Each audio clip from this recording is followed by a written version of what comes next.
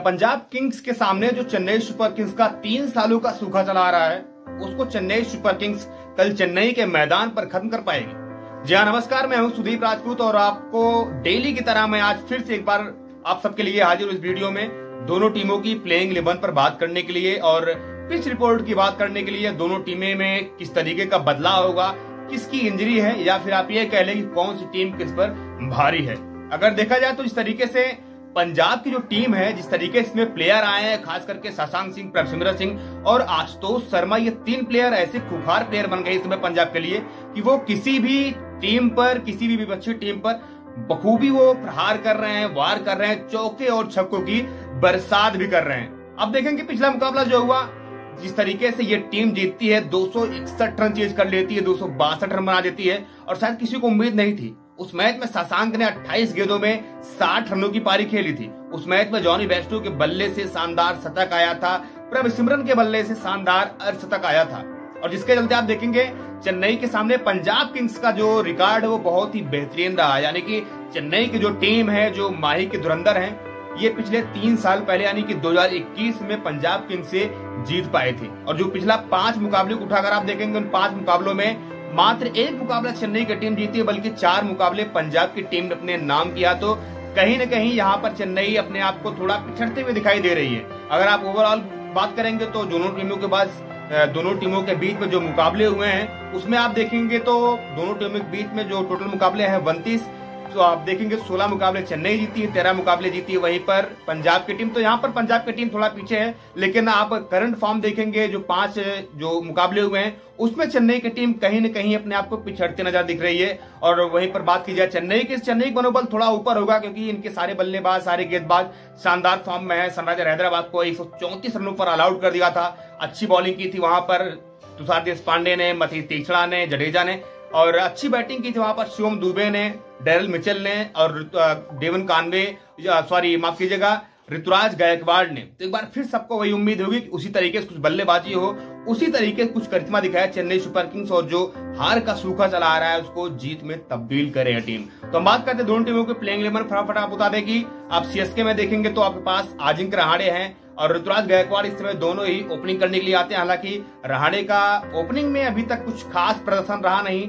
जिस तरीके से आप देखेंगे नंबर 3 पर जब बल्लेबाजी करने आते तो अच्छे तरीके से प्रदर्शन करते थे। और बात की जाए आज यहाँ पर ऋतुराज गायकवाड़ की तो बेहतरीन फॉर्म में चल रहा है। आईपीएल 2024 में आप देखेंगे तो उनके बल्ले से 1 शतक निकला है, 98 रनों की पारी निकली है और 2 अर्धशतक भी निकले हैं। इस दौरान ऋतुराज गायकवाड़ आईपीएल में 2024 में यानी कि ऑरेंज कैप की लिस्ट में दूसरे नंबर पर है, जहां पहले नंबर पर आपके विराट कोहली हैं 500 रनों के साथ, वहीं पर दूसरे नंबर पर आपके ऋतुराज गायकवाड़ है। फिर डेरिल मिचेल आएंगे और डेरिल मिचेल को आप सबने देखा कि किस तरीके से बल्लेबाजी की थी सनराइजर हैदराबाद के खिलाफ। उन्होंने शानदार 50 रनों की पारी खेली थी और सबको बताया था कि मेरे ऊपर जो भरोसा जताया चेन्नई सुपर किंग्स ने, जो धोनी ने भरोसा जताया है उस पर हमको खरा कैसे उतरना है। उसके बाद आपके आएंगे मोइन अली और शिवम दुबे।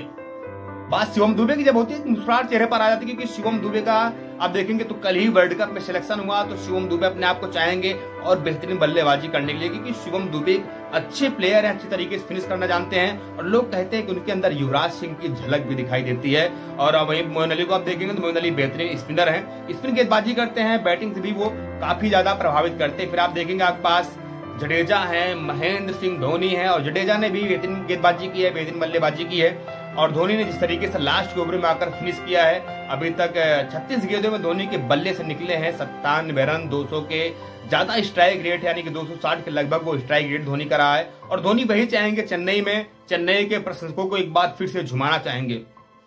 अब गेंदबाजी में नजर डालेंगे तो आपके पास दीपक चहर है, तुषार देशपांडे है, मथीस पथराना, शार्दुल ठाकुर और मुस्तफिजुर रहमान है। हालांकि पिछले 2 मुकाबलों में शार्दुल ठाकुर जो है वो इम्पैक्ट प्लेयर के रूप में आते हैं, तो यहाँ पर भी उम्मीद होगी कि शार्दुल ठाकुर इम्पैक्ट प्लेयर के रूप में ही आएंगे। आपके पास मुस्तफिजुर रहमान और मथीस पथराना जैसा एक युवा गेंदबाज आपको मिल गया है, वो गेंदबाज जो बेहतरीन गेंदबाजी करता है, इसको लोग बेबी मलिंगा भी बोलते हैं।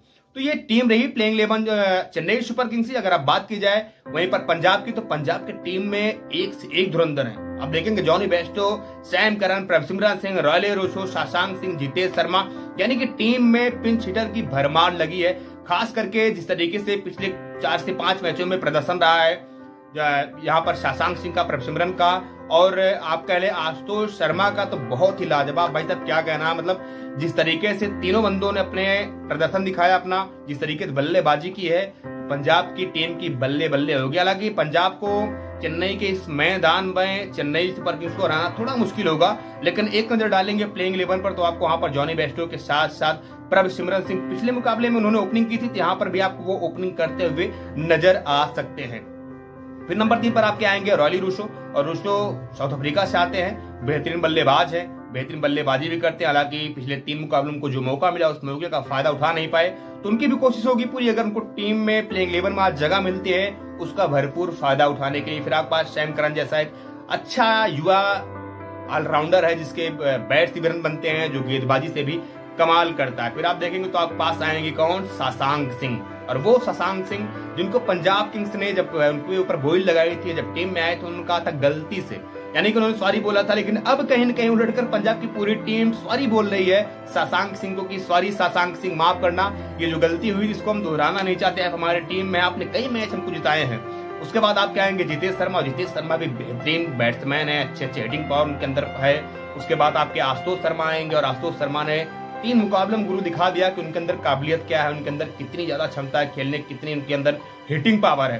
तो आशुतोष शर्मा आपके पास हो गए। फिर हरप्रीत बरार हो गए, और बरार साहब भी अपने बल्ले से, अपने गेंद से, दोनों से कमाल दिखाते हैं। आपको याद होगा पिछले मुकाबले में जिस तरीके से उन्होंने 19 रनों की पारी खेली थी और आशुतोष साथ एक अच्छी पार्टनरशिप की थी। फिर गेंदबाजों में आप देखेंगे तो आपके पास हर्षल पटेल, कसिगो रबाडा, राहुल चहर और अर्शदीप सिंह जैसा एक यॉर्कर किंग आपके पास बैठा हुआ है।